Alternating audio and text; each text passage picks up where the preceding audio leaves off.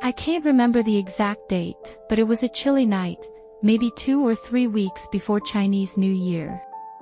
I had just come back from work, exhausted and ready to unwind, when I noticed something was wrong. Batman, my dog, was missing. Now, Batman wasn't exactly my dog.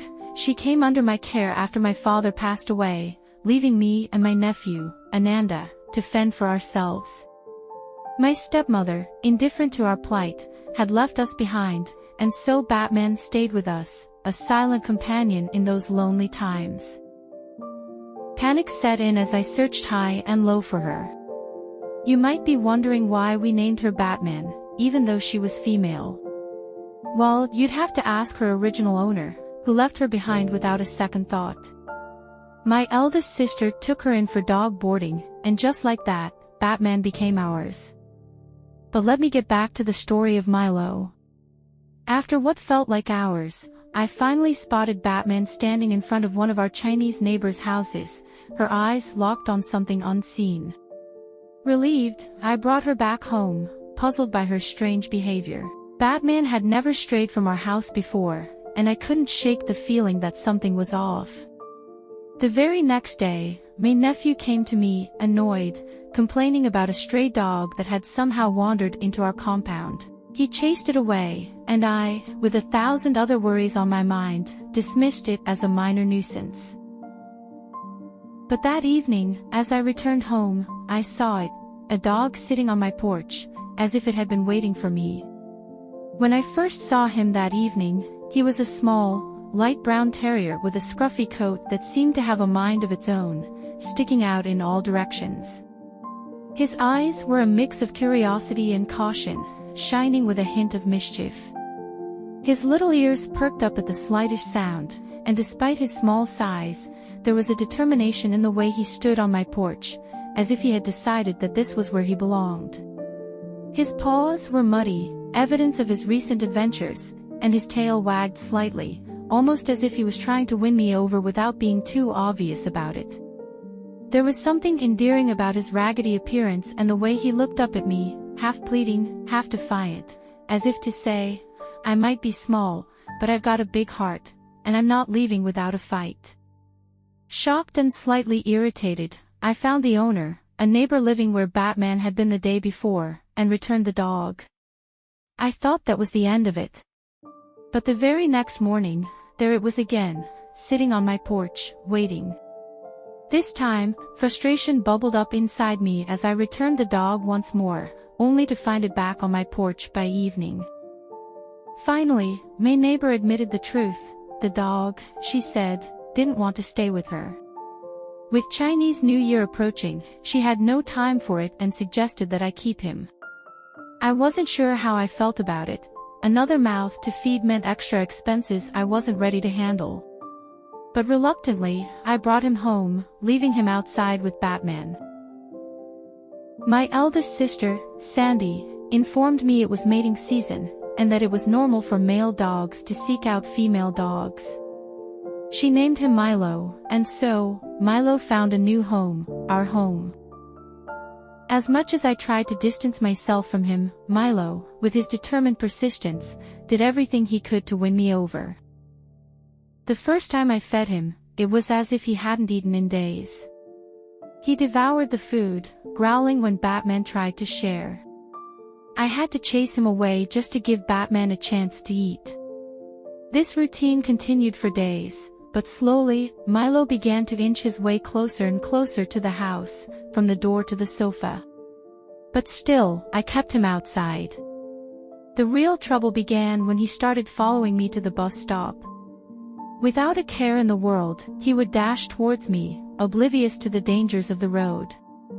Many times, I carried him back home, securing the gate as best I could, but Milo was a determined escape artist. Eventually, I had no choice but to let him inside the house. Batman, preferring her freedom, stayed outside, leaving Milo alone inside until I returned home. Day by day, my bond with Milo deepened. He taught me what it meant to care for a dog.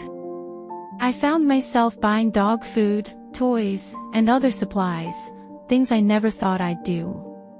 A year later, when Batman passed away due to old age, Milo became my solace. He was my companion, my friend, my source of joy. Milo had a playful spirit, and our favorite game was hide and seek. I'd pretend to search for him, knowing full well where he was hiding. He'd get frustrated, barking with all his might, while I'd laugh at his antics. He was terrified of the bathroom, refusing to retrieve a ball if it landed inside, and fireworks and thunderstorms sent him into a frenzy, toppling food plates and scattering biscuits in fear. Despite his quirks, I adored him. No matter how late I came home, Milo would be there, waiting by the door, drawing the curtain aside just a bit to watch for my return. The moment I opened the gate, he'd grab anything he could find, socks, balls, ready to play. His enthusiasm was infectious, his joy undeniable. My nephew, though not as attached to Milo as I was, defended him fiercely. I recall one incident where he confronted a neighbor who had hit Milo for disturbing their dog. Milo, despite his antics, was a part of our family. One incident I will never forget, and it makes me laugh even today. I was upstairs when I heard my neighbor screaming at the door. Rushing down, I found Milo with one of their pet chickens in his mouth. It was both hilarious and horrifying. I quickly forced his mouth open, releasing the chicken, but the damage was done. Apologizing profusely, I offered to compensate them, but they refused. From then on, I kept a closer eye on Milo, worried they might hold a grudge against him. June 2016 was a dark time for me. Milo fell ill, vomiting and passing blood. I rushed him to the vet, where he was admitted for 2 days. They diagnosed him with a severe gastric problem, warning me that he was aging. When he was discharged, I changed my routine entirely to care for him. I stopped traveling, turned down job offers, and even gave up my projectionist duties at church, all to be there for Milo. He was my priority. As the years passed, Milo made some unlikely friends, kittens. It was amusing to watch these tiny creatures, fearless in the presence of a dog. They'd eat his food, and Milo, with surprising patience, would let them. But one by one, they passed away, leaving Milo and me behind. Toothless, a cat who became his closest buddy, stayed with us until the end. Their friendship brought Milo joy, and his health improved. But fate had other plans. April 16, 2018. It was a day like any other, or so I thought. I went to work, leaving Milo at home. But at 4:30 p.m., I received a call that shattered my world. Milo had been hit by a van. I rushed to the vet, praying he would be okay. When I arrived, Milo was calm, almost eerily so. I talked to him, tears streaming down my face, but he didn't react much. The vet informed me that Milo was in trauma and needed an X-ray, but their clinic lacked the equipment. I was ready to take him anywhere, as long as he could be treated.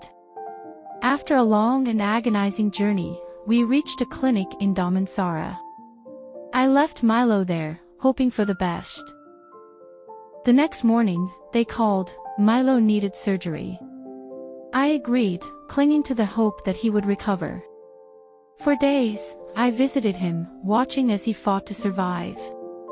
He'd wag his tail or lick my hand, giving me small signs of hope. But despite all the care and prayers, Milo's condition worsened.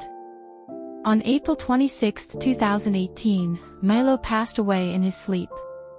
I was devastated. The house felt empty, and my heart ached with the loss.